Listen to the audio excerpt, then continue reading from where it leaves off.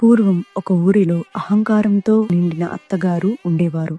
ఆమెకు 5గురు కోడళ్ళు. ఆ అత్తగారికి తాను చేసే పూజలే గొప్పవని, తనలా నియమనిష్టలు పాటించేవారు మరొకరు లేరని అహంకారం ఉండేది. కార్తీక మాసం రాగానే అత్తగారు ప్రతిరోజు 4 కోడళ్లను వెంటబెట్టుకుని నదికి వెళ్లి ఆడంబరంగా దీపాలు పెట్టేది. చిన్న కోడలు పోలి చాలా మంచిది, అణిగిమణిగి ఉండేది. కాని అత్తగారు అసూయతో ఆమె దీపారాధన చేయకుండా ఇంట్లో పూజా సామాగ్రి ఏమీ లేకుండా చేసేది. అయినా పోలి బాధపడలేదు.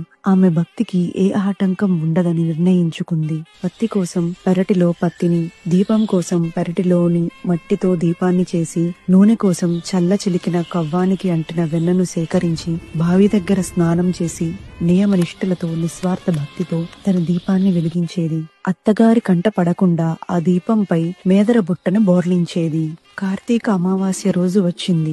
అత్తా కోడళ్ళు నదీ స్నానం ముగించుకొని తిరిగి వస్తుండగా ఆకాశం నుండి దివ్యమైన పుష్పక విమానం పోలి కోసం దిగింది. పోలి నిస్వార్థ భక్తికి మెచ్చి శివదూతలు ఆమెను స్వర్గానికి తీసుకు వెళ్లడానికి వచ్చారు. అత్తగారు అహంకారంతో కార్తీక దీపాలు పెట్టింది నేనే కదా, ఈ విమానం నా కోసమే అని పరిగెత్తింది. కాని విమానం ఎక్కుతున్నది పోలి అని చూడగానే నిర్ఘాంతపోయింది. అత్తగారు ప్రాధేయపడింది, పోలి నన్ను కూడా పైకి లాగు. అప్పుడు పోలి ప్రశాంతంగా ఇలా చెప్పింది, మీరు దీపాలు ఆర్భాటం కోసం, ఆడంబరం కోసం వెలిగించారు. నేను పరమశివుడిపై నిశ్చలమైన భక్తితో వెలిగించాను. మీ దీపాలు మీవి, నా దీపాలు నావి. నా దీపాల పుణ్యం మిమ్మల్ని చేర్చలేదు అని చెప్పి పోలి స్వర్గానికి చేరుకుంది. అత్తగారికి మిగతా కోడళ్లకు తాము కేవలం ఆడంబరం కోసమే దీపాలు వెలిగించామని, నిజమైన భక్తి పోలిదే అని అప్పుడు అర్థమైంది. ఈ కథనే పోలి పాడ్యమి నాడు చదువుకుంటారు. భగవంతుని ఆరాధనకు ఆర్భాటం, అహంకారం ముఖ్యం కాదు.